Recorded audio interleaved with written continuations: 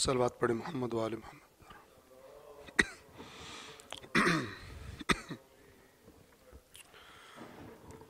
اعوذ باللہ من الشیطان الرجیم، بسم اللہ الرحمن الرحیم، الحمد للہ رب العالمین، والصلاة والسلام علی سید الانبیاء والمرسلین وعلی اہل بیتہ الطیبین الطاہرین وصحبہ المنتجبین۔ آخری جو ہمارا درس ہوا تھا اس میں ہم نے سورۃ البقرہ آیت نمبر 88 تک تمام کیا تھا۔ آج انشاءاللہ سورۃ البقرہ کی آیت نمبر 89 سے لے کر آیت نمبر 93 تک انشاءاللہ پہلے تلاوت کریں گے اور اس کے بعد ترجمہ اور وضاحت آپ کی خدمت میں عرض کریں گے۔ صلوات پڑھیں محمد وآل محمد۔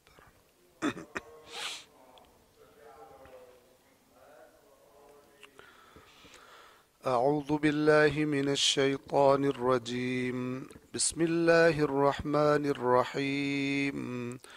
وَلَمَّا جَاءَهُمْ كِتَابٌ مِّنْ عِندِ اللَّهِ مُصَدِّقٌ لِّمَا مَعَهُمْ وَكَانُوا مِن قَبْلُ يَسْتَفْتِحُونَ عَلَى الَّذِينَ كَفَرُوا فَلَمَّا جَاءَهُم مَّا عَرَفُوا كَفَرُوا بِهِ فَلَعْنَةُ اللَّهِ عَلَى الْكَافِرِينَ بِئْسَ مَا اشْتَرَوْا بِهِ أَنفُسَهُمْ أَن يَكْفُرُوا بِمَا أَنزَلَ اللَّهُ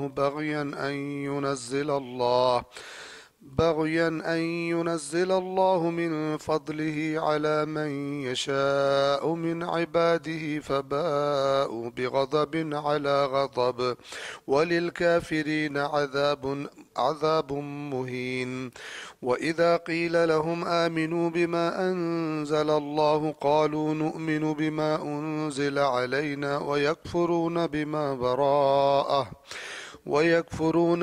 براءه وهو الحق مصدقا لما معهم قل فلم تقتلون أنبياء الله من قبل إن كنتم مؤمنين وَلَقَدْ جَاءَكُم مُّوسَىٰ بِالْبَيِّنَاتِ ثُمَّ اتَّخَذْتُمُ الْعِجْلَ مِن بَعْدِهِ وَأَنتُمْ ظَالِمُونَ وَإِذْ أَخَذْنَا مِيثَاقَكُمْ وَرَفَعْنَا فَوْقَكُمُ الطُّورَ خُذُوا مَا آتَيْنَاكُمْ بِقُوَّةٍ وَاسْمَعُوا قَالُوا سَمِعْنَا وَعَصَيْنَا وَأُشْرِبُوا فِي قُلُوبِهِمُ الْعِجْلَ بِكُفْرِهِمْ قُلْ بِئْسَ مَا يَأْمُرُكُمْ بِهِ إِيمَانُكُمْ إِن كُنتُم مُّؤْمِنِينَ۔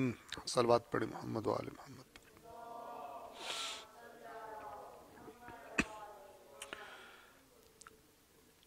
سورۃ البقرہ کی آیت نمبر 79 سے ہم نے ترجمے کا آغاز کرنا ہے، لیکن جو پچھلی دو آیات ہیں ان کو دوبارہ ان کے ترجمے کو تکرار کر کے ہم آگے بڑھیں گے۔ آیت نمبر 87 سے میں ترجمہ دوبارہ پڑھ رہا ہوں۔ اور بے شک ہم نے موسیٰ کو کتاب دی اور اس کے بعد پے در پے یعنی مسلسل رسول بھیجے، اور ہم نے عیسیٰ ابن مریم کو واضح نشانیاں عطا کیں اور روح القدس کے ذریعے ان کی تائید کی۔ تو کیا جب بھی کوئی رسول تمہاری خواہشات کے خلاف اللہ کے احکام لے کر آئے تو تم اکڑ گئے؟ پھر تم نے بعض کو جھٹلا دیا اور بعض کو تم لوگ قتل کر دیتے تھے۔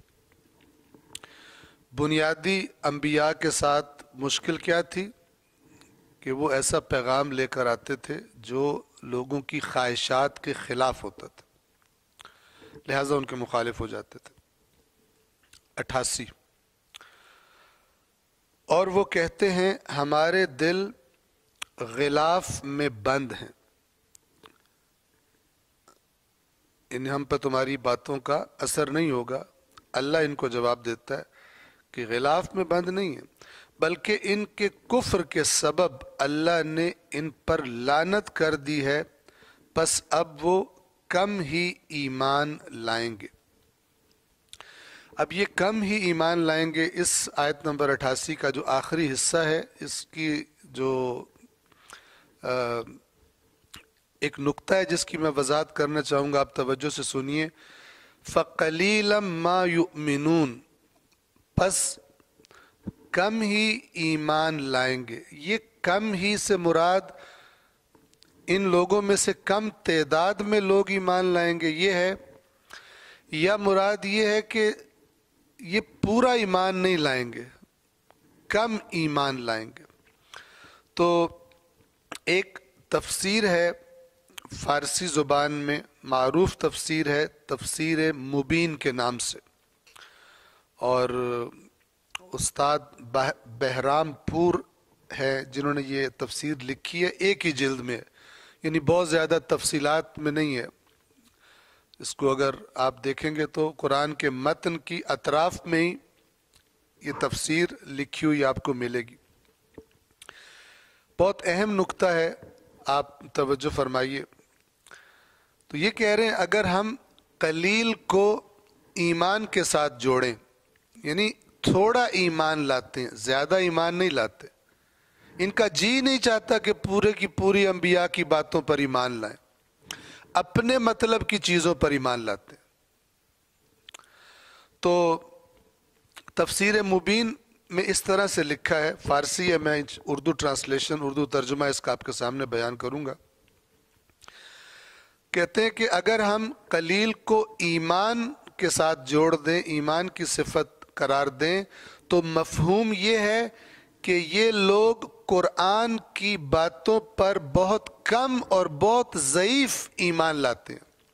یعنی اے رسول، آپ جو یہودیوں کے سامنے قرآن کی آیات پڑھ رہے ہیں تو بہت تھوڑا ایمان لاتے ہیں اور بہت ضعیف ایمان لاتے ہیں۔ اور پھر یہ جو مفسر ہیں یہ آگے کیا لکھتے ہیں کہ آج ہمارا معاشرہ بھی غالباً اسی مشکل میں گرفتار ہے، یعنی لوگوں نے اپنا ایمان، جسے ہم اپنے لفظوں میں عقائد کہتے ہیں، لوگوں نے اپنا ایمان قرآن سے یا نہیں لیا یا بہت کم لیا۔ آپ دیکھ لیں، یہ وہی بیماری کہ جو یہود کے اندر قرآن نے بتائی۔ ہمارا معاشرہ غالباً اسی مشکل میں گرفتار ہے،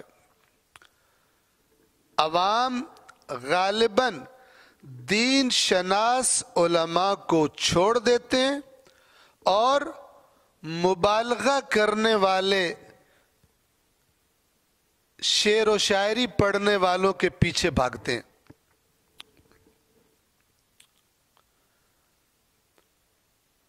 اور وہ ذکر کرنے والے کہ جن کا کوئی اصول نہیں ہوتا، ان کے پیچھے بھاگتے ہیں دین شناس علماء کو چھوڑ کر۔ اور اسی وجہ سے اب ذرا اس کو غور سے سنیے گا، اور اس کا ثبوت جو ہے وہ میرے اور آپ کے سامنے ہے اسی وقت۔ ٹھیک ہے، کیا لکھا ہوا ہے؟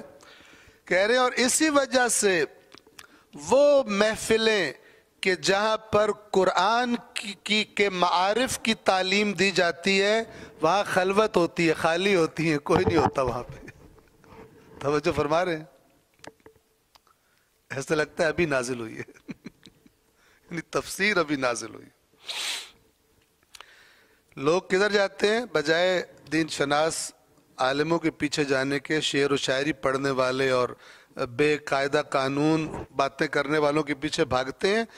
اور اسی وجہ سے وہ محافل کے جہاں پر قرآن کے معارف کی تعلیم دی جاتی ہے خلوت ہے۔ در این میان مقصر کیست، یہ انہوں نے کہا کہ یہ اس مسئلے میں کون قصوروار ہے، کس کا قصور ہے کہ معاشرہ اس بیماری کا شکار ہوا؟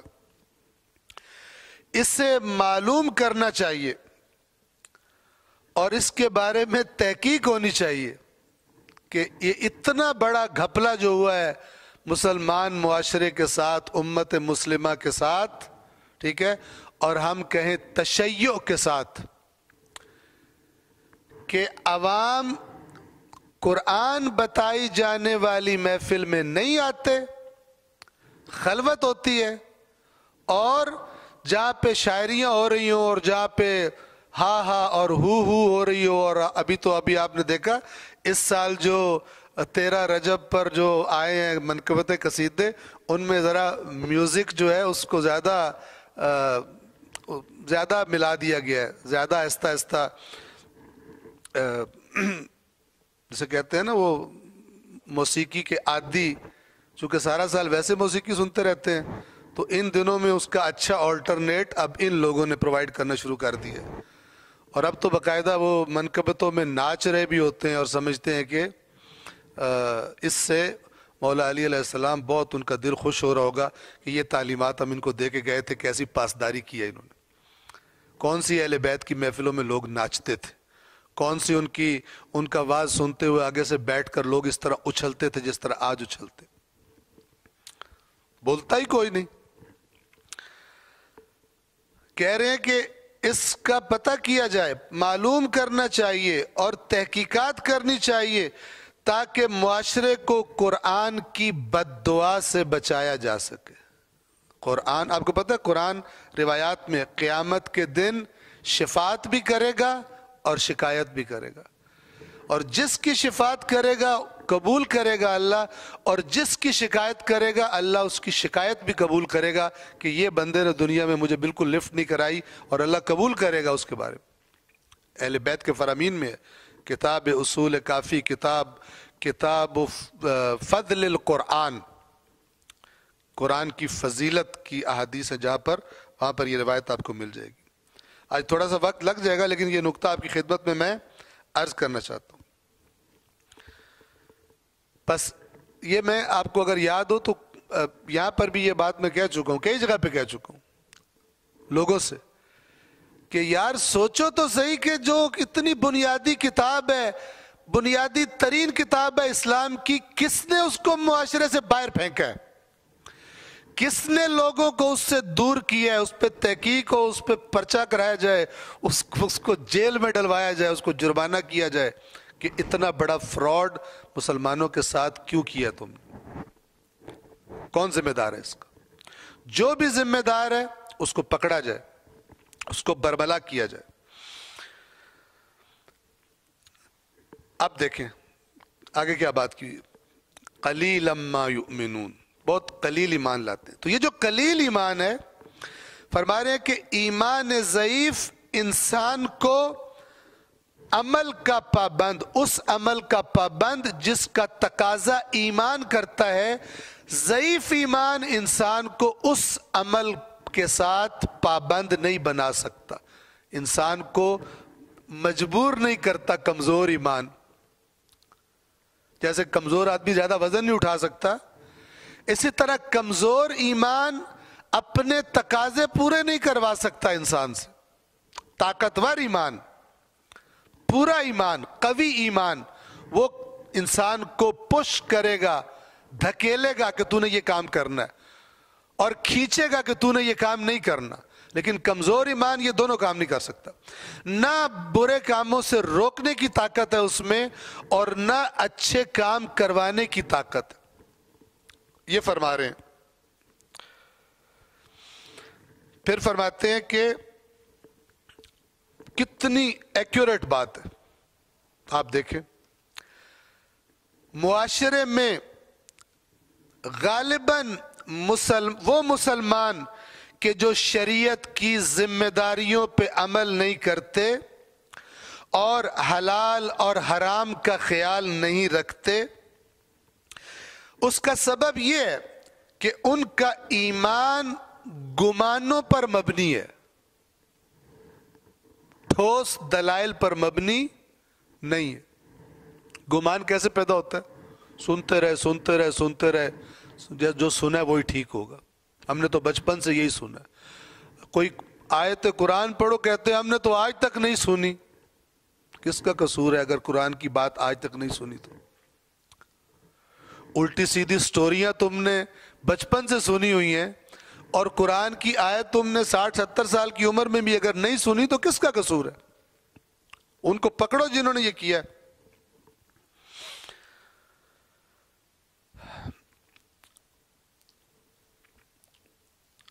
تو یہ ایک نقطہ تھا اس آیت سے متعلق جو آپ کی خدمت میں عرض کرنا چاہتا تھا. اور واپس آتے ہیں ہم, آیت نمبر 88 تمام ہوتی ہے, آیت نمبر 79 سے میں انشاءاللہ بات کو آگے بڑھاتا ہوں. صلوات پڑھیے آپ محمد و آل محمد.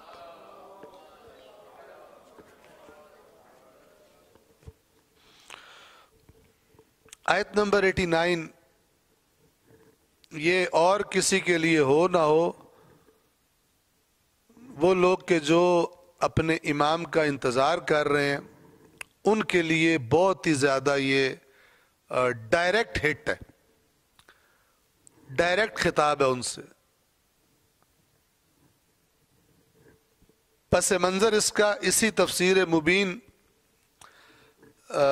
سے آپ کو بتا دوں, اور آپ کو ایک تھوڑی ہنسی کی بات بتا دوں کہ یہ کم سے ہمارے ایک دوست نے جو بیسیکلی ڈاکٹر ہیں, کراچی میں ہوتے ہیں لیکن کم میں چلے گئے, طالب علم پڑھ رہے ہیں, دینی تعلیم پڑھ رہے ہیں. تو انہوں نے مجھے اس تفسیر مبین کے 3 جگہوں سے اسکرین شاٹس بھیجے, اور مجھے انہوں نے کہا کہ یہ جو میں آپ کو اسکرین شاٹس بھیج رہا ہوں اس کو پڑھ کے مجھے ایسا لگ رہا ہے کہ یہ تفسیر آپ نے لکھی ہوئی ہے, کیونکہ آپ سے بالکل یہ والی باتیں میں سن چکا ہوں. تو یہ آیت نمبر 89 ہے, اس کے بارے میں اس تفسیر میں کیا لکھا ہے یہ ذرا سن لیں. آیت پھر آپ کو میں بلکہ میں ایک دفعہ آپ کو آیت کا ٹرانسلیشن پہلے بتا دوں تاکہ آسانی ہو جائے. وَلَمَّا جَاءَهُمْ كِتَابٌ مِّنْ عِنْدِ اللَّهِ, اور جب اللہ کی جانب سے وہ کتاب ان کے پاس آ گئی کہ جو مصدق لما معہم, جو ان کے پاس موجود تھا اس کی تصدیق کرتی تھی, یعنی قرآن تورات کی تصدیق کرتی تھی. حضرت موسیٰ کی تعلیمات میں ہی رسول اللہ اور قرآن کا ذکر تھا کہ آخری نبی آخری کتاب کے ساتھ آئے گا. توجہ والی یہ بات ہے. وَكَانُوا مِن قَبْلُ يَسْتَفْتِحُونَ عَلَى الَّذِينَ كَفَرُوا, اور اس سے قبل یعنی اس کتاب کے آنے سے قبل, اس قرآن کے آنے سے قبل وہ کافروں پر فتح کی دعائیں مانگا کرتے تھے, فتح طلب کیا کرتے تھے. کیا مطلب؟ اسی رسول کا نام لے کر.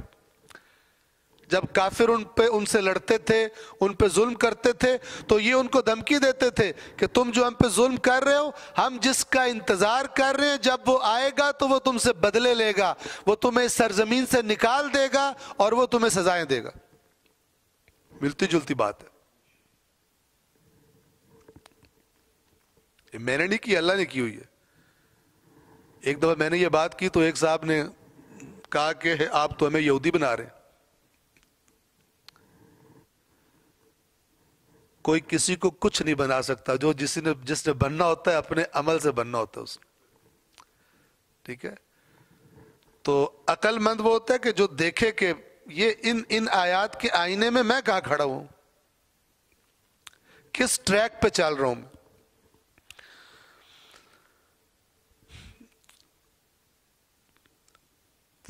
فَلَمَّا جَاءَهُمْ مَا عَرَفُوا, بس جب وہ آ گیا ان کے پاس جسے عرفو پہچانتے تھے, کفروا بہ, اس کا کفر کر دیا, انکار کر دیا.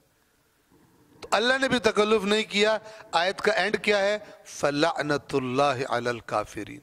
اتنے ڈھیٹ ہو تم لوگ, ابھی تک دھمکیاں دے رہے تھے یہ ہو گیا, اور اب جب وہ آیا تو تم اسی کے دشمن بن گئے, انکار کر رہے ہو. خدا کی لعنت ہے کافروں پر, یعنی خدا کی رحمت سے دوری ہے ان جان بوجھ کر انکار کرنے والوں کے لیے. اب ذرا اسی تفسیر مبین کا ہی میں آپ کو پڑھ کے سنا رہا ہوں اسی آیت سے متعلق. فرماتے ہیں مدینے کے یہودی اوس اور خزرج کے کفار کو دھمکیاں دیا کرتے تھے. لڑائیاں ہوتی تھی آپس میں. تو مدینہ کے یہودی اوس اور خزرج جو کفار تھے ان کو دھمکیاں دیا کرتے تھے کہ ہم آخر الزمان میں آنے والے نبی کے منتظر ہیں. آخر الزمان میں آنے والے نبی کے منتظر ہیں، اور جب وہ نبی ظہور کرے گا تم سب کو نابود کر دے گا.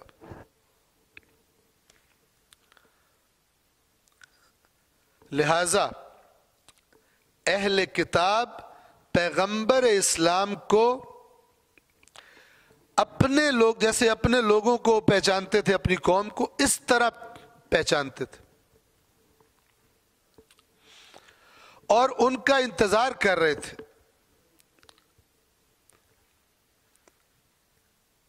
لیکن جو انہوں نے بات کی ہے وہ کیا کی ہوئی ہے کہ ان کو سمجھتے تھے کہ جب وہ آئیں گے تو جیسے ہم میں ویسے ہی ہوں گے. جو ہمارے افکار ہیں، جو ہمارے نظریات ہیں، جو ہماری رسومات ہیں، جن کو ہم نے بنایا ہوا بالکل ویسے ہی ہوں گے. وہ ویسے نہیں نکلے.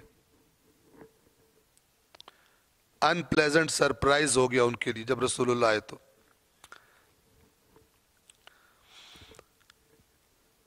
لیکن جیسے ہی اللہ کے نبی تشریف لائے، سب سے پہلے ان کے مخالف یہ بن گئے. سب سے فرنٹ لائن پہ جو رسول اللہ کے مخالف تھے مدینہ میں وہ کون تھے؟ یہودی تھے. پھر لکھتے ہیں اس خطرناک وادی میں گرنے کا، ان لوگوں کے گرنے کا، یعنی رسول کی مخالفت میں، رسول اللہ کی مخالفت کی خطرناک وادی میں ان کے گرنے کا اصل سبب یہ تھا کہ اپنے عمل اور اپنی نیت میں اخلاص نہیں تھا. دین کے بارے میں خلوص نہیں تھا ان کے پاس. پھر وضاحت کرتے ہیں وہ فقط اس وقت دین کے احکام اور شریعت پر عمل کرتے تھے جب تک وہ دین کا حکم ان کے دنیاوی اور سیاسی مفادات کے خلاف نہیں ہوتا تھا. یعنی جب تک دین ان کی دنیا کی روٹین کو ڈسٹرب نہیں کر رہا تو وہ دین کے ساتھ چلتے تھے، اور اگر کوئی سیاسی مسائل ہیں ان کے ساتھ نہیں ٹکرا رہا تو دین کے ساتھ چلتے تھے. لیکن جیسے ہی کوئی دنیاوی مفاد ان کا ایسا ہوتا تھا کہ دین جس کے خلاف بات کر رہا ہے تو دین کو چھوڑ دیتے تھے. کوئی سیاسی مسئلہ ایسا ہوتا تھا جو دین کے خلاف ہے، دین کو چھوڑ دیتے تھے. اور مجھے یاد آ گیا مکہ سے عراق کی طرف جاتے ہوئے، یعنی کربلا کی طرف جاتے ہوئے چند مرتبہ امام مظلوم امام حسین علیہ السلام نے ایک جملہ فرمایا تھا. آپ سنتے ہیں، پڑھتے ہیں، بالکل یہی بات ہے. ان کی باتیں قرآن سے جدا ہیں نہیں. انہوں نے جو کچھ تکلیفیں سہی ہیں اصل میں لوگوں کی قرآن سے دوری، روح اسلام سے دوری کی وجہ سے سہی ہیں. کیا فرمایا؟ الناس عبید الدنیا، لوگ دنیا کے غلام ہیں. والدین لائق علی السنتہم، دین ان کی زبانوں کا ذائقہ ہے، چکھتے ہیں. جب تک ان کی معیشت صحیح چلتی رہے یہ دیندار رہتے ہیں، دین کے چکر لگاتے ہیں، ارد گرد طواف کرتے ہیں. لیکن جیسے ہی کوئی آزمائش آتی ہے، آزمائش کیا مطلب کہ جہاں دین کا تقاضا ایسا ہو جس سے دنیاوی مفادات خطرے میں ہے، مال خطرے میں ہے، جان خطرے میں ہے، کاروبار خطرے میں ہے، خواہشات خطرے میں ہے، قل الدیانون، تو وہاں پر پھر دیندار بہت قلیل رہ جاتے ہیں. اور وہ لفظ جو پچھلی آیت میں گزرے فَقَلِيلًا مَا يُؤْمِنُونَ، بہت تھوڑے ایمان لاتے. امام کا جملہ عین قرآن مجید ہے. اور یہ جو تفسیر میں انہوں نے جملے لکھے ہیں، تفسیر کا مطلب قرآن ہی کی وضاحت ہوتا ہے. بعض تفسیریں آپ پڑھیں گے آپ کو پتہ چلے گا کہ آیت تو پتہ نہیں کہاں رہ گئی اور یہ بندہ لے کے ہمیں کہاں جا رہا ہے مفسر اعظم. کہاں سے اٹھا کے کہاں لے گیا پتہ ہی نہیں چلتا آیت میں کیا لکھا ہوا تھا. توجہ کیجیے، دنیا کے معاملات سے زیادہ ہوشیار ہونے کی ضرورت ہے اور سنجیدہ ہونے کی ضرورت ہے دین کے معاملات میں. اگر اس دین کی کوئی خدمت کرنا چاہتے ہیں آپ، اگر اس دین سے کوئی اٹیچمنٹ رکھنا چاہتے ہیں آپ، کتنا بڑا ظلم ہے کہ دین سے صرف اپنے مفادات لینے کی آرزو کرنا، دین کے لیے کچھ نہیں کرتے، دین سے منتیں اور مرادیں چاہتے ہیں، شفائے کاملہ و عاجلہ چاہتے ہیں، دین سے نہیں پوچھتے کہ کیا ضرورت ہے. اور مانتے کن کو ہیں کہ جو ساری زندگیاں دین کے لیے دے گئے. تضاد ہے، بہت بڑا تضاد ہے. تبھی تو اسلام کی یہ حالت ہے. یہ جنہوں نے اہل بیت سے منسوب محفلوں کو ناچ گانے والی محفلوں کی شباہت دے دی ہے، کیوں نہیں ان کو کوئی روکتا؟ کیوں نہیں امر بالمعروف کرتے؟ کیوں نہیں نہی عن المنکر کرتے؟ جتنا بولا نہیں جائے گا، چپ رہیں گے، اتنا یہ طوفان بدتمیزی، یہ تاریخ میں پہلے بھی ہو چکا ہے. ایک طبقہ آتا تھا انبیاء کا، پھر ان کے وارثین کا، وہ زحمتیں کرتے تھے، محنتیں کرتے تھے، قربانیاں دیتے تھے تاکہ اللہ کا پیغام خالص لوگوں تک پہنچائیں، اور بعد میں آنے والے انہی کے نام پر طوفان بدتمیزی کھڑا کر دیتے اور مال دنیا کھانے کے لیے عوام کو بے وقوف بناتے تھے. بالکل اسی طرح کی تکرار جاری ہے. تو فرماتے ہیں کہ صرف اس وقت تک دینی ذمہ داریوں اور شریعت پر عمل کرتے تھے جب تک ان کے مادی مفادات اور سیاسی مفادات کے ساتھ اختلاف نہ ہو دینی بات کا. اگر ہو جائے عمل نہیں کرتے دین پر. اس کے بعد فرماتے ہیں اس بنا پر یہ جس خطرے کی طرف میں نے اشارہ کیا ہے، یہ وہ خطرہ ہے کہ جس کا امکان ہے کہ ہمارے گھر میں بھی آ جائے. ہمارے گھر میں، انہوں نے فارسی کا وہ کیا ہوا ہے کہ یہ وہ اونٹ ہے کہ ہمارے گھر میں بھی گھسے گا. اور ممکن ہے، اب انہوں نے لفظ سری لکھے ہوئے ہیں، اور ممکن ہے کہ ہم بھی گناہوں کی وجہ سے اور خالص دین خلوص نہ ہونے کی وجہ سے امام عصر عجل اللہ تعالی فرجہ الشریف کے ظہور کے بعد ان کی تائید کی بجائے ان کی مخالفت میں اٹھ کھڑے ہوں، مزاج کے مطابق نہ لگیں. اور یہاں پہ میں عرض کیا کرتا ہوں کہ جس کو اپنے امام کا مزاج دیکھنا ہے تو امام کا مزاج وہی ہے جس کا وہ امام نمائندہ ہے، جو اس کا مزاج ہے، اور اس کا مزاج آپ کو قرآن سے بہتر کہیں نہیں ملے گا اس کائنات میں، اور آپ کی دسترس میں ہے. اور جن کو وہ مزاج نہیں ہوگا، جن کو اس وقت تک ناچنے گانے کے اندر ہی غرق کیا ہوگا، سمجھے کہ دین، جس طرح قرآن کہتا ہے نا کہ ان کی نماز کیا ہے کعبے کے پاس الا مکاء و تصدیہ، سوائے تالیاں اور سیٹیاں بجانے کے. ناچتے ٹاپتے ہیں طواف کرتے ہوئے، تالیاں اور سیٹیاں بجاتے ہیں اور کہتے ہیں ہم حج کر رہے ہیں. اسی طرح کی حرکتیں شروع ہو جائیں گی، تالیاں، سیٹیاں، دین کے نام پر، دین پر بہتان، اہل بیت کے نام پر اہل بیت پر بہتان. آہستہ آہستہ ادھر ہی موومنٹ ہو رہی ہے اور سمجھ رہے ہیں جنت کی طرف جا رہے ہیں یہ کام کر کے.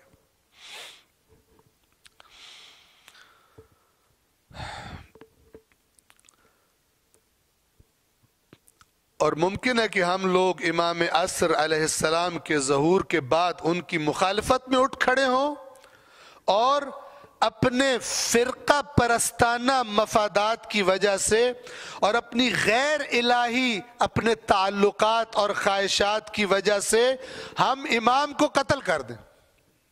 یہ لکھا ہوا کار مارا بے امام خوشی بے کشانت. ہماری نوبت وہاں پہنچ جائے جیسے بنی اسرائیل انبیاء کو مارتے تھے، ہم امام کو قتل کر دیں.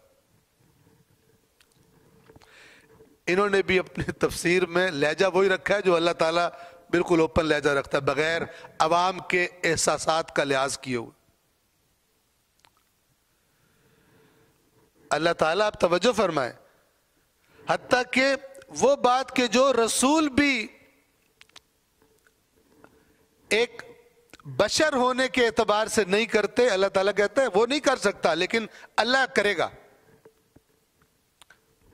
سورہ احزاب میں ہے کہ اے ایمان والو، نبی کے گھروں میں بغیر اجازت کے داخل نہ ہوا کرو، مگر یہ کہ اگر تمہیں دعوت دی جائے کھانے کی تو پھر آؤ، اور جب کھا لو تو اٹھ کے چلے جاؤ. کیوں؟ توجہ فرمائیے، ان ذالکم کان یؤذی النبی، یہ تمہارا کھانا کھانے کے بعد بیٹھے رہنا، دیر تک بیٹھے رہنا، یہ نبی کو تکلیف دیتا ہے. لیکن فَيَسْتَحْيِي مِنْكُمْ، لیکن وہ حیا سے تمہیں کہتا نہیں چلے جاؤ. وَاللَّهُ لَا يَسْتَحْيِي مِنَ الْحَقِّ، لیکن اللہ حق کہنے سے کوئی، اب لفظ یہ ہے، حیا نہیں کرتا. رسول اللہ کو آتی ہے کہ میں ان کو اگر کہوں گا چلے جاؤ تو شاید ان کو اچھا نہ لگے، لیکن اللہ کو تمہاری پرواہ نہیں ہے تمہیں اچھا لگے اچھا نہ لگے، جب کھانا کھا لو تو مت بیٹھا کرو، اٹھ کے چلے جایا کرو. فَيَسْتَحْيِي مِنْكُمْ وَاللَّهُ لَا يَسْتَحْيِي مِنَ الْحَقِّ. اور چونکہ بات چل رہی ہے تو میں ایک اور آج کے درس کو ہم ذرا تفسیر مبین کے بعض ایکسٹریکٹس کے ساتھ جوڑ رہے ہیں، مختص کرتے ہیں. ابھی یہ آیت آگے آئے گی کہ جن کو ہم نے کتاب دی، ابھی کافی آگے ہے، جن کو ہم نے کتاب دی ہے ایسے تلاوت کرتے ہیں جیسے تلاوت کرنے کا حق ہے، تو وہاں پر بھی ہم یہ بات کریں گے. لیکن آج بھی بات کر دوں، یہ آغا بہرام پور نے اس جو آیت آنی ہے اس کی تفسیر کے نیچے ایک امام کی، چھٹے امام کی حدیث لکھی ہوئی ہے کہ وہ بھی انشاءاللہ بعد میں بیان کروں گا. اس کے نیچے شیخ محمد عبدہ، اگر آپ نے نام سنو، شیخ محمد عبدہ مشہور و معروف شخصیت ہیں، جامعۃ الازہر مصر کہ یہ رئیس رہے تھے، ہیڈ رہے تھے، اور بہت ہی زیادہ جسے کہتے ہیں تعصب سے خالی. انہوں نے مولا علی علیہ السلام کے کلام پر مشتمل جو کتاب ہے نہج البلاغہ، اس کو جب اس کے بارے میں ان کو اطلاع ملی، انہوں نے پڑھی تو انہوں نے باقاعدہ سے اس پر حاشیہ لکھا اس کے تمام خطبات پر. اور یہ علامت ہے کہ ان کو تعصب نہیں تھا، دماغ ان کا، آنکھ ان کی وسیع تھی. تو ان کی بھی ایک تفسیر ہے، اس تفسیر کا ایک جملہ انہوں نے اپنی تفسیر میں، تفسیر مبین میں لکھا ہے، وہ ذرا غور سے سن لیں. لکھتے ہیں کہ محمد عبدہ کہتے ہیں کہ وہ افراد کہ جو فقط قرآن کے الفاظ پڑھنے پر اور صرف صوت کے فن پر کہ آواز اچھی سے قرآن پڑھا جائے، صرف اس پر توجہ کریں، اور صرف تجوید پر کہ میں نے تلفظ کیسے کرنا ہے، میں نے یہ کیسے کرنا ہے، وہ کیسے کرنا، صرف ان پر اکتفا کرتے ہیں. یہ اس آیت میں شامل ہیں جس میں اللہ کہتا ہے ان کی مثال ان گدھوں کی ہے جس پر کتابیں لاد دی جائیں. کیوں؟ اس لیے کہ کتاب سمجھنے کے لیے دی گئی تھی. اگر تو سمجھو تو یہ سارے کام بہت اچھے ہیں، لیکن اگر تم اس کتاب کو سمجھتے ہی نہیں ہو تو پھر تم کون سی عقل سے کام کر رہے ہو؟ اگر تم نے اس کتاب قرآن کا میسج نہیں لیا تو تمہیں تجوید پڑھنے کا کیا فائدہ؟ اگر تم نے قرآن مجید کے اندر غور و فکر کر کے دین کو سمجھا نہیں ہے تو تمہاری مثلا 1000 بندہ سامنے بٹھا کر قرات کرنے کا قرآن کی کیا فائدہ؟ یہ سب کا سب تب فائدہ مند ہے جب اصل ہدف کے ساتھ اس کو جوڑا جائے، اور وہ قرآن مجید نے ہدف خود بتایا ہے۔ اللہ فرماتا ہے کتاب انزلناہ الیک مبارک، اے رسول یہ قرآن ایک ایسی کتاب ہے بابرکت جسے ہم نے آپ کی طرف نازل کیا ہے، کس لیے؟ لیدبروا آیاتہ، تاکہ لوگ اس کی آیات میں غور و فکر کریں، ولیتذکر اولو الالباب، اور تاکہ صاحبان عقل اس سے نصیحت لیں۔ جو اس سے نصیحت نہیں لیتے قرآن کی نظروں میں وہ صاحبان عقل ہی نہیں ہے۔ وہ قاری جس کو قرآن مجید سمجھنے کا شوق نہیں ہے اور اس طرف نہیں جاتا، صرف اپنی آواز میں ہی مست ہے، اگر کوئی صرف اپنی تجوید میں ہی مست ہے، کسی چیز میں مست ہے، کوئی قرآن کے لکھنے میں مست ہے، میں نے فلان خط میں قرآن لکھا ہے، کوئی قرآن چھپوانے میں مست ہے، میں نے اتنا قرآن چھپوا دیا ہے، ہدیہ کر دیا ہے، جو مرضی کر لو آپ، اگر قرآن کے نزول کا مقصد آپ اس کی طرف جاتے ہی نہیں ہو، پھر ایسا ہی ہے کہ جیسے کوئی وضو کرے اور نماز نہ پڑھے اور سمجھے مجھے وضو کا ثواب تو مل رہا ہے، حالانکہ وضو تھا ہی نماز کے لیے۔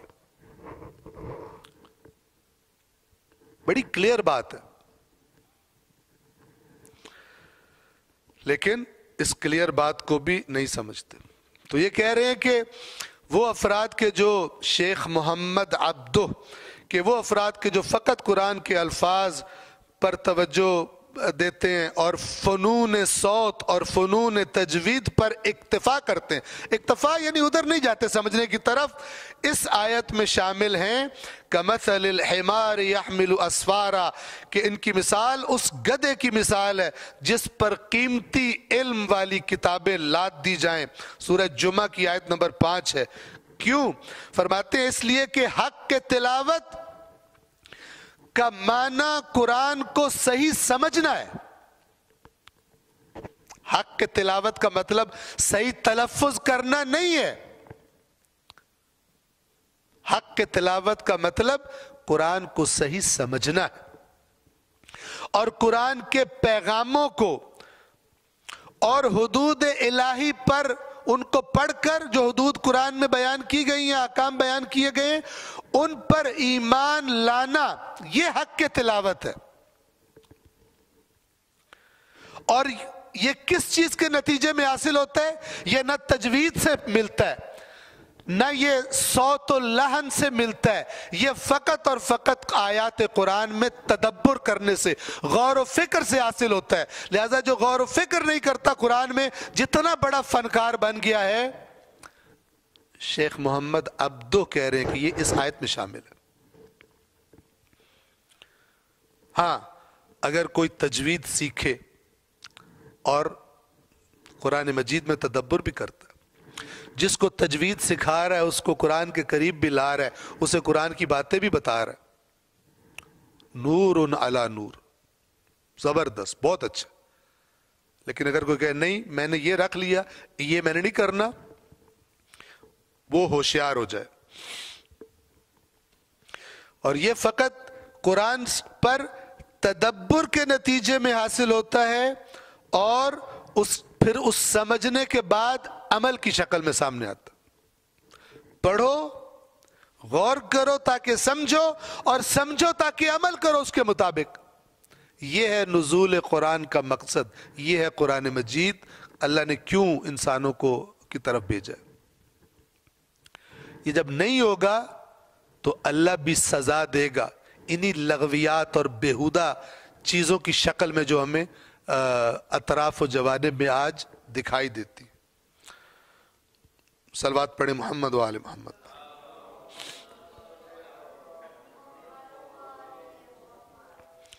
اور جب اللہ کی جانب سے وہ کتاب آ گئی جو ان کے پاس موجود باتوں کی تصدیق کرنے والی تھی، اور وہ پہلے کافروں پر فتح طلب کیا کرتے تھے، یعنی اسی کا حوالہ دے دے کر کافروں کو کہتے تھے کہ جب وہ آئے گا تو وہ کتاب آئے گی اور وہ رسول آئے گا تو ہم تم پر فتح پا لیں گے۔ تو جب وہ ان کے پاس آ گیا جسے خوب پہچانتے تھے تو اس کے منکر ہو گئے۔ پس کافروں پر اللہ کی لعنت ہے۔ آیت نمبر 90، بئس ما اشتروا بہ انفسہم، کتنی بری چیز ہے جس کے بدلے انہوں نے اپنی جانوں کا سودا کیا۔ یہ جان کا، اپنے وجود کا، اپنے نفس کا سودا ہے۔ اللہ تعالیٰ فرما رہا ہے کہ دیکھو تو صحیح، تم نے اس نبی کی مخالفت کر کے، جس کا کہہ کر پہلے دھمکیاں دیتے تھے، اس کو جو تم انکار کر رہے ہو، کتنا برا سودا کر رہے ہو، اپنی جانوں کو دے کر، اپنی زندگیوں کو ضائع کر کے بدلے میں کیا چیز خرید رہے ہو۔ اسے اللہ اشترا کہتا ہے کہ خرید و فروش۔ کتنی بری ہے وہ چیز جس کے بدلے میں انہوں نے اپنی جانوں کا سودا کیا۔ اور وہ چیز کیا ہے؟ ان یکفروا بما انزل اللہ بغیا ان ینزل اللہ من فضلہ علی من یشاء من عبادہ، کہ صرف اس بات کی ضد میں اللہ کے نازل کیے کا انکار کرتے ہیں کہ اللہ اپنے بندوں میں سے جس پر چاہتا ہے اپنا فضل نازل کر دیتا ہے۔ اس کی تکلیف ہے ان کو۔ کیا مطلب؟ یہ تکلیف یہ ہو گئی تھی کہ یہ جو رسول کا انتظار کر رہے تھے، تو اللہ نے تو نہیں کہا تھا کہ یہ بنی اسرائیل میں سے ہی آئے گا۔ تو جب رسول اللہ قریش میں آئے تو ان کو تکلیف ہو گئی۔ خاندان پرست، قبیلہ پرست، برادری پرست طبقے کے لیے قرآن کا میسج ہے کہ ہو سکتا ہے تمہاری برادری میں سے نہ آئے اللہ کا نمائندہ۔ تو جس کو برادری ہر چیز سے زیادہ عزیز ہے، اللہ نے جو معیار دیے ہوئے ہیں اس سے زیادہ اپنی برادری کے ساتھ، وہ اپنے خاندان کے ساتھ وہ اٹیچمنٹ رکھتا ہے اللہ کی تعلیمات سے زیادہ، تو ریڈی ہو جائے۔ ایک یہودیوں کا پرابلم یہی تھا۔ کتنی بری چیز ہے جس کے بدلے میں انہوں نے اپنی جانوں کا سودا کیا ہے، اور وہ یہ کہ اس لیے انہوں نے انکار کر دیا کہ اللہ نے جس کو چاہا اپنے فضل سے اس کو عطا کر دیا۔ پہلے تمہارے اندر کتنے انبیاء بھیجے، تو یہ نبی اس نے تمہارے اندر سے نہیں بھیجا، اس سے تمہیں تکلیف ہو گئی، اس لیے تم نبی پر ایمان نہیں لاؤ گے۔ آپ کو پتہ ہے بہت سارے بنو امیہ کا بیڑا غرق کس لیے ہوا تھا؟ کہتے تھے بنو ہاشم میں سے کیوں ہے؟ ہمارے یہاں کہتے ہیں شریکہ، پنجابی میں ایک دوسرے کے شریک ہوتے ہیں۔ شریک کو مان لیں ہم، یہ اللہ والا شریک نہیں ہے، یہ جو بندہ بندے کا شریک ہوتا سامنے۔ ہم دوسری برادری کے بندے کو نہیں مانیں گے، ہماری برادری کو۔ تو یاد رکھیے کہ برادری پرستی کبھی کبھی یہاں لے کے چلی جاتی۔ فَبَاءُوا بِغَضَبٍ عَلَى غَضَب، پس وہ اللہ کے غضب پر غضب میں گرفتار ہوئے۔ غضب علی غضب، شدت، یعنی اللہ تعالیٰ دیکھ رہے کہہ رہے رسول آنے والا، ہم ویلکم کریں گے، ویلکم، کافروں کو دھمکیاں دے رہے ہیں، دعائیں مانگ رہے ہیں، پتہ نہیں کیا کیا کر رہے ہیں۔ آپ تاریخ پڑھیں رسول اللہ سے قبل کی یہودیوں کی، آپ کو پتہ چلے گا بھی یہ کیا کیا باتیں کرتے تھے۔ توقع کیا ہے کہ جیسے رسول آئے گا یہ تو پلکوں پہ بٹھا لیں گے۔ پلکوں پہ کیا بٹھانا تھا، آخری زور لگا دیا انہوں نے کہ رسول اللہ کو ناکام کیا جائے، ان کو قتل کر دیا جائے اور ان کی تحریک کو ناکام بنایا جائے۔ فَبَاءُوا بِغَضَبٍ عَلَى غَضَب، غضب در غضب، غضب بالائے غضب میں گرفتار ہوئے۔ وَلِلْكَافِرِينَ عَذَابٌ مُّهِينٌ، اور کافروں کے لیے رسوا کرنے والا عذاب ہے، توہین کرنے والا عذاب ہے۔ یعنی یہ مناسبت ہے ان کی حرکت سے ان کے عذاب کی بھی۔ انسان کا دنیا میں عمل اور اس عمل کے نتیجے میں قیامت کے دن عذاب، تو بعض عذاب بعض اعمال کے ساتھ مناسبت رکھتے ہوں گے۔ مثلا ادھر اکڑ گیا ہے، ادھر اللہ تعالیٰ ذلیل کرے گا، اس کو رسوا کرے گا، تاکہ اسے بتائے کہ تو اکڑا کیسے تھا وہاں پر۔ بعض روایات میں ہے کہ جو لوگ متکبر ہیں، تکبر ایک دفعہ لوگوں کے سامنے ہوتا ہے، اور قرآن کہتا ہے ایک تکبر میری آیات کے سامنے ہوتا ہے. میری آیات کو نہیں مانتے، جیسی ہیں ویسی قبول نہیں کرتے، تعویلیں کرتے ہیں، کاٹ چھانٹ کرتے ہیں تاکہ اپنے نظریات کے مطابق انہیں ایڈجسٹ کریں، اکڑے رہتے ہیں، بات نہیں مانتے. تو قیامت کے دن بعض روایات میں اس طرح سے آیا کہ جو لوگ متکبر ہوں گے اللہ تبارک و تعالیٰ ان کو چھوٹی چھوٹی، اب چیونٹیاں کہہ لیں یا چھوٹے چھوٹے جاندار کہہ لیں، ان کی شکل میں تبدیل کر دے گا، اور ان کو وہاں اس میدان میں رکھا جائے گا کہ اہل محشر ان کے اوپر سے گزریں گے، متکبرین، تکبر والوں کے اوپر سے، اور وہ ان کے پاؤں کے نیچے کچلے جائیں گے، اور جتنے اہل محشر ہیں وہ سارے جب گزر جائیں گے تو اس کے بعد پھر ان کو نکالا جائے گا وہاں سے، اور کہا جائے گا یہ سزا جو ہے اگلی تو تمہاری ہے ہی ہے، یہ تمہاری سزا ہے تمہارے اکڑنے کی، تمہارے تکبر کی، تاکہ تمہیں بتایا جائے کہ اللہ کے احکام کے آگے تکبر کا نتیجہ کیا ہوتا ہے. تکبر، متکبر اللہ کی صفت ہے، اس صفت میں کوئی دوسرا اللہ کا شریک نہیں ہو سکتا. صلوات پڑھیں محمد و آل محمد پر.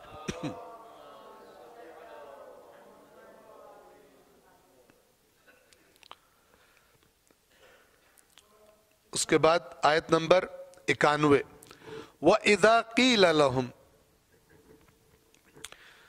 اور جب ان سے کہا جاتا ہے آمنوا بما انزل اللہ. اب یہ سارا مدینے میں ہو رہا تھا جس کو اللہ کوٹ کر رہا ہے، ٹھیک ہے، ہمارے تک پہنچا. وَإِذَا قِيلَ لَهُمْ آمِنُوا بِمَا أَنزَلَ اللَّهُ، اور جب ان سے کہا جاتا ہے ایمان لے آؤ اس پر جو اللہ نے نازل کیا ہے، قَالُوا نُؤْمِنُ بِمَا أُنزِلَ عَلَيْنَا، تعصب، کہتے ہیں ہم ایمان لائیں گے اس پر جو ہم پہ نازل ہوا ہے. اور اللہ بتاتا ہے کہ یہ بھی جھوٹ بول رہے ہیں.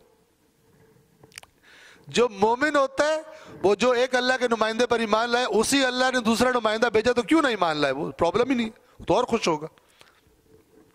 لیکن یہ بے ایمان بہانے بازیاں کرتے ہیں تاکہ ایمان نہ لائے. جب ان سے کہا جاتا ہے کہ جو اللہ نے نازل کیا اس پر ایمان لاؤ، تو کہتے ہیں ہم تو اس پر ایمان لائیں گے جو ہم لاتے ہیں یا لائے ہیں جو ہم پر نازل ہوا ہے. وَيَكْفُرُونَ بِمَا وَرَاءَهُ، اور اس کے علاوہ کسی چیز کو نہیں مانتے، انکار کر دیتے. اس لیے کہ یہ یہودی جو تھے حضرت عیسیٰ کا بھی انکار کر چکے تھے. حضرت عیسیٰ بعد میں آئے تھے حضرت موسیٰ کے بعد، انہوں نے ان کا بھی انکار کر دیا. پھر اللہ فرماتا ہے وَهُوَ الْحَقِّ، یہ بات کرو جبکہ جو نازل ہوا ہے وہ حق ہے، اور مُصَدِّقًا لِمَا مَعَهُمْ، اور تصدیق کرنے والا ہے جو ان کے پاس کتاب ہے اس کی تصدیق کرنے والا ہے. ان کی ڈھٹائی دیکھو. تمہیں تو خوش ہونا چاہیے جیسے آج کل مسلمان خوش ہوتے ہیں نا، جناب بگ بینگ تھیوری آ گئی ہمارے قرآن میں 1400 سال پہلے موجود، خود کچھ نہیں کرتے، ٹھیک ہے، وہ کہتے پرائی شادی تے آمک نچے ٹھیک ہے نا. محنت دوسرے کرتے ہیں، ریسرچ دوسرے کرتے ہیں، ڈسکوریز دوسرے کرتے ہیں، کہتے ہیں خود بیٹھے بیٹھے کہتے ہیں ساڑھے قرآن تے 1400 سال پہلے لکھیا سی. تو تم نے کیا کیا؟ قرآن نے اس بات پہ تو سزا ہونی چاہیے، تنبیہ ہونی چاہیے کہ جن کے پاس قرآن نہیں تھا وہ محنت کر کے یہاں پہنچ گئے، اور جن کو قرآن نے یہ دعوت دی ہوئی تھی اس کائنات کی تسخیر کی، وہ گھر بیٹھے ہوئے ہیں، وہ لڈو پیڑے کھا کے جنت میں جانے کے چکر میں ہیں. دنیا کے ہر میدان میں جن کو آتا نہیں دنیا میں کوئی فن تم ہو، ٹھیک ہے نا. اقبال جواب شکوہ میں گویا اللہ تعالیٰ کی طرف سے میسج دیتے ہیں، نہیں جس قوم کو پرواہ نشے من تم ہو. ایک صلوات پڑھیے محمد و آل محمد پر.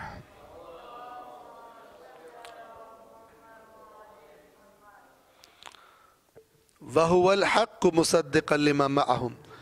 تو ان کو تو خوش ہونا چاہیے، جیسے میں نے کہا کہ ہم آج کل خوش ہوتے ہیں جی یہ ریسرچ چاہیے، قرآن میں پہلے سے ہے جناب، بچوں کی تربیت یوں ہونی چاہیے، رسول اللہ نے اتنا پہلے بتا دیا، تو رسول اللہ پاک نے پہلے بتا دیا، تو تم نے کیوں نہیں سسٹم بنایا؟ پھر تم نے کیوں نہیں کیا؟ تم ایک دوسرے کو کافر ثابت کرنے میں اور ایک دوسرے کو جہنم پہنچانے میں لگے رہے، اور دنیا کے سارے پریکٹیکل میدان تم نے دوسروں کے لیے چھوڑ دیے۔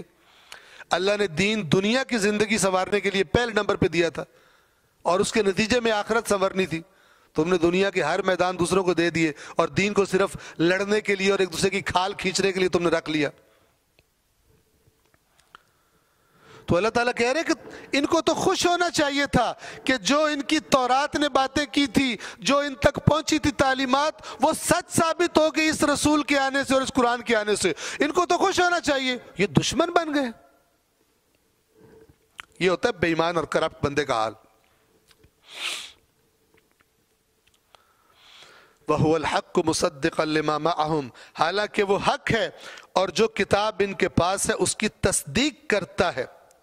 قل، اب اللہ تعالیٰ ان کو گویا کہ شٹ اپ کال دے رہا ہے۔ اے رسول آپ ان سے کہیے، تم یہ کہہ رہے ہو کہ جو تم پہ نازل ہوا اس پر تم ایمان رکھتے ہو، صرف اس پر، اور باقی پہ ایمان نہیں لاتے۔ جو تم پہ نازل اس پر ایمان رکھتے تھے تم، تو پھر بتاؤ فَلِمَ تَقْتُلُونَ أَنْبِيَاءَ اللَّهِ مِنْ قَبْلِ إِن كُنْتُم مُؤْمِنِينَ، تو پھر اگر تم مومن ہو اس پر جو تم پر نازل ہوا ہے، تو پھر بتاؤ اللہ کے نبیوں کو قتل کیوں کرتے تھے؟ تم نے تو انبیاء قتل کیے، تم کہہ رہے ہو جو تم پہ نازل اس پر ایمان رکھتے ہو؟ جھوٹ بولتے ہو، تم بے ایمان ہو، تم قتل انبیاء کرتے ہو۔ اور یہ جو تم بہانے کے طور پہ بات لے کر آ رہے ہو، یہ بھی سچ نہیں ہے۔ تمہاری تاریخ اس کی گواہی دے رہی ہے کہ تم نے حضرت موسیٰ کو کتنا تنگ کیا، تمہاری تاریخ گواہی دے رہی ہے کہ تم نے کتنے انبیاء کو قتل کیا، کتنوں کو جھٹلایا اور کتنوں کو تم نے قتل کر دیا۔ یہ ساری چیزیں اللہ نے قرآن میں ہمارے لیے رکھی ہیں، ان کے اوپر سے گزر جاؤ بڑا ثواب مل گیا مجھے، اس لیے نہیں رکھی۔ یہ ساری عبرتیں ہیں، اور جو بھی یہ باتیں اللہ نے قرآن میں لکھی ہوئی ہیں، گویا کہ ہمیں کسی نہ کسی طریقے سے ان چیزوں کو فیس کرنا ہے، ہماری آزمائش ہونی ہے انہی چیزوں سے، اسی قسم کی باتوں سے۔ ورنہ اللہ تعالیٰ نے ایسے ہی بلا مقصد قرآن مجید کا حجم بڑھانے کے لیے یہ بیچ میں ڈال دیوں، ایسا نہیں ہے۔ پھر اللہ تعالیٰ آیت نمبر 92 میں ایک اور بات کی طرف اشارہ کرتا ہے جو پہلے بھی گزر چکی، وَلَقَدْ جَاءَكُمْ مُوسَىٰ بِالْبَيِّنَاتِ، میں تمہیں یاد کراؤں، تم کہہ رہے ہو جو ہم پہ نازل ہو اس پر ایمان رکھتے ہیں۔ وَلَقَدْ جَاءَكُمْ مُوسَىٰ بِالْبَيِّنَاتِ، اور بے شک، یہ آپ یاد رکھیں، یہ جو لفظ ہے نا لقد، یہ جہاں پر بھی آئے یہ آپ سمجھ لیں کہ یہ قسم کی جگہ پر آتا ہے، اس کی تاکید یہ قسم ہے، گویا کہ بات کرنے والا قسم کھا کے کہہ رہا ہے۔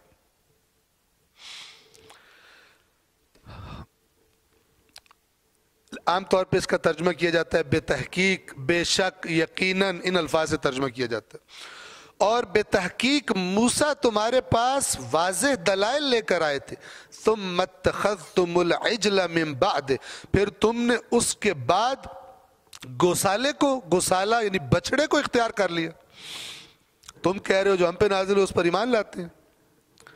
موسیٰ تھوڑے دنوں کے لیے تمہیں چھوڑ کر گئے، اتنا تمہیں فرعون سے نجات دلائی، اس کے ظلم سے تمہارے لیے سمندر کو پھاڑ دیا، تمہیں کتنے کتنے معجزے دکھائے، اور تم سے 4 دن صبر نہیں ہوا، تم نے پھر بچڑا پرستی شروع کر دی۔ تم کہتے ہو ہم ایمان لاتے ہیں جو ہم پہ نازل ہوئے، پھر تم نے اس کے بعد بچڑے کو اختیار کر لیا، وَأَنْتُمْ ظَالِمُونَ، اور یہ کرتے ہوئے تم ظالم تھے۔ اپنی ہسٹری کی طرف تو نگاہ کرو، تم نے پیچھے کیا کیا۔ اور آج کے لیے یہ لاسٹ آیت ہوگی 93 نمبر، یہ وَإِذْ ان کو یاد کرایا جا رہا ہے، اور یاد کرو اور یاد کرو، وَإِذْ أَخَذْنَا مِيثَاقَكُمْ، اور یاد کرو جب ہم نے تم سے، یہ یاد کرو کا لفظ متن میں نہیں ہے لیکن محذوف ہے، مراد یہی ہے، اور یاد کرو۔ اور اگر صرف متن کا ٹیکسٹ کا ترجمہ کیا جائے الفاظ کا تو اس طرح، وَإِذْ، اور جب، اخذنا ہم نے تم سے لیا میثاقکم تمہارا عہد. میثاق عہد محکم کو کہتے ہیں, پکا. ورفعنا فوقکم الطور اور ہم نے تمہارے اوپر طور کو بلند کر دیا, کوہ طور کو تمہارے اوپر بلند کر دیا. کیوں بلند کیا تھا قرآن میں اس کی تفصیل نہیں ہے, لیکن بنی اسرائیل کی حرکتیں دیکھ کر یہ لگتا ہے کہ تھریٹ کے طور پر, اور اللہ نے اپنی قدرت دکھانے کے لیے ان پر روب اور دبدبہ طاری کرنے کے لیے کوہ طور کو ان کے سروں کے اوپر معلق کر دیا تھا. اور کیا کہا ہم نے, خذوا ما آتیناکم بقوہ.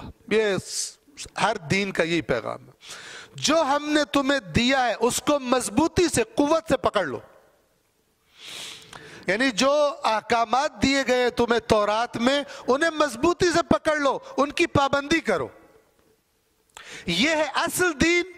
اور 2 نمبر دین کیا ہے کہ احکامات نہ بھی کرو اور شارٹ کٹس ہم تمہیں بتاتے ہیں جنت میں جانے کی. ادھر جو مرضی 2 نمبریاں کرو, پھر ایک عمرہ کر لو, پھر ایک حج کر لو, پھر ایک زیارت کر لو, تمہاری بخشش ہو جائے گی. ادھر بے شک لفٹ نہ کراؤ. یہ ہے بے ایمانوں کا دین, یہ ہے قوموں کو کرپٹ کر دینے والا دین, یہ ہے قوموں کو غیر ذمہ دار بنا دینے والا دین کے نام پر فیک دین, مال خوروں کا گھڑا ہوا دین, غلو کرنے والوں کا گھڑا ہوا دین. یہ وہ دین ہے, اصل دین یہ ہے. خذوا ما آتیناکم بقوہ, جو ہم نے تمہیں دیا اسے قوت کے ساتھ پکڑ لو. میثاق عہد محکم. آپ کو یاد ہوگا شروع میں سورہ بقرہ میں اللہ نے کیا فرمایا تھا, اللہ گمراہ نہیں کرتا مگر فاسقوں کو. فاسق کون ہے؟ الذین ینقضون عہد اللہ من بعد میثاق. فاسق وہ ہے جو اللہ کے میثاق کو, عہد کو محکم ہو جانے کے بعد توڑ دیتا ہے. یہ فاسق. آپ مجھے بتائیں کہاں سے مبہم ہے قرآن مجید, کہاں سے مبہم ہے؟ یہ جب اللہ پکڑے گا نا قرآن مجید سے دور کرنے والی باتوں کرنے پر تو عجیب منظر ہوگا.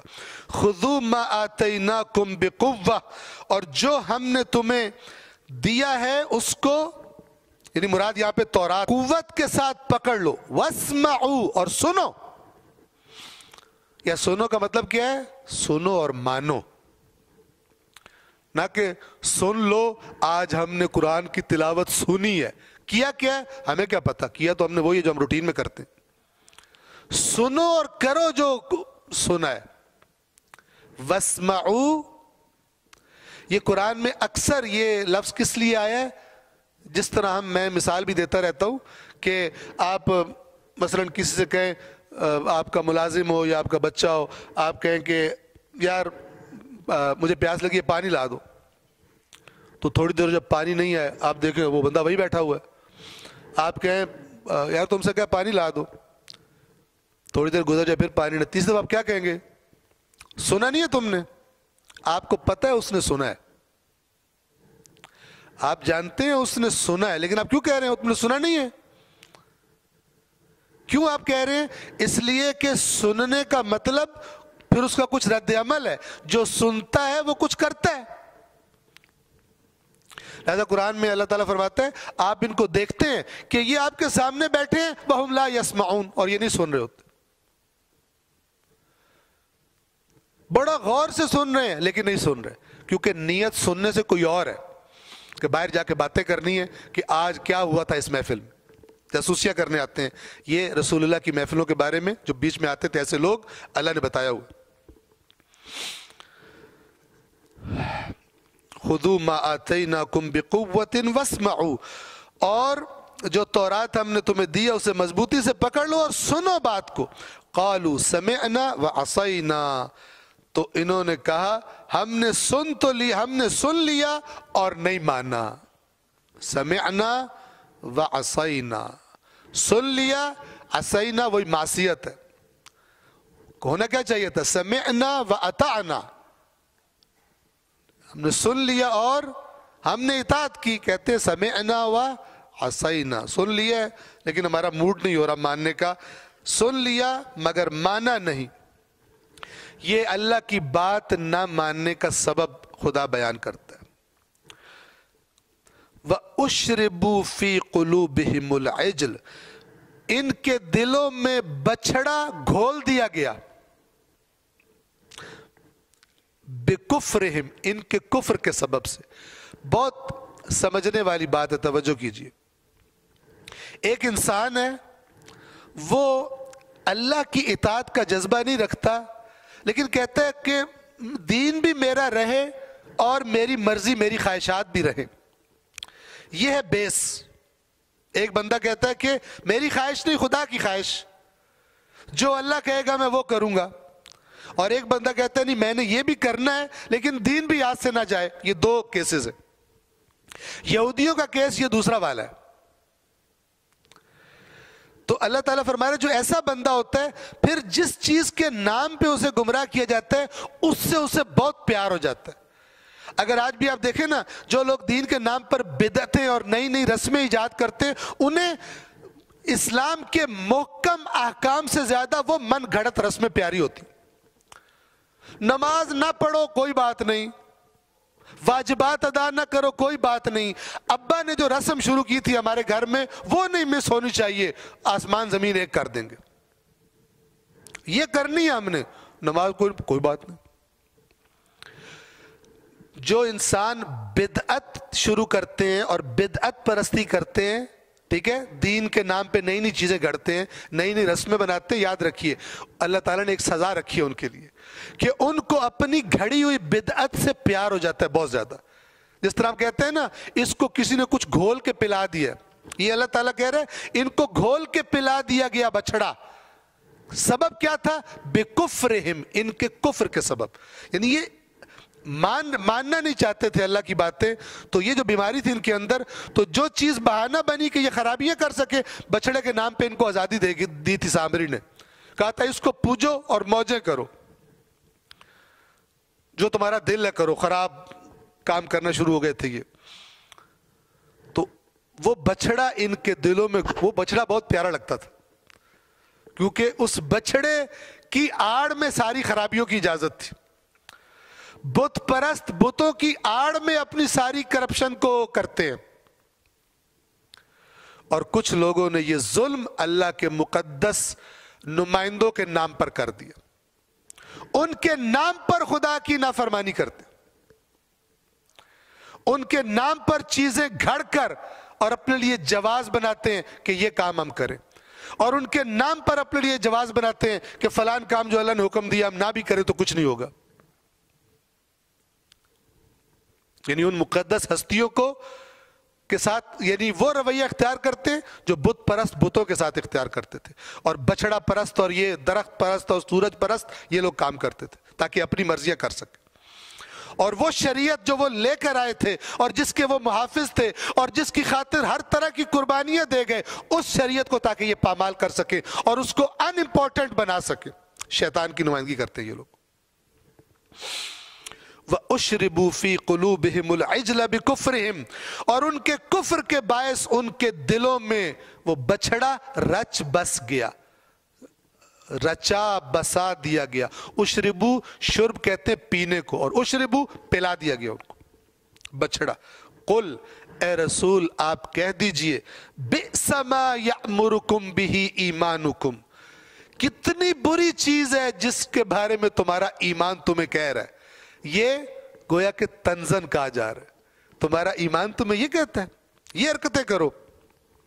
قل بئس ما یأمرکم بہ ایمانکم ان کنتم مؤمنین، اگر تم مومن ہو، کہ تم نہیں ہو مومن، لیکن اگر تم مومن ہو تو کتنی بری چیز ہے جس کے بارے میں تمہارا ایمان تمہیں حکم کر رہا ہے، یہ حرکتیں کرنے کا ایمان تقاضا کرتا ہے۔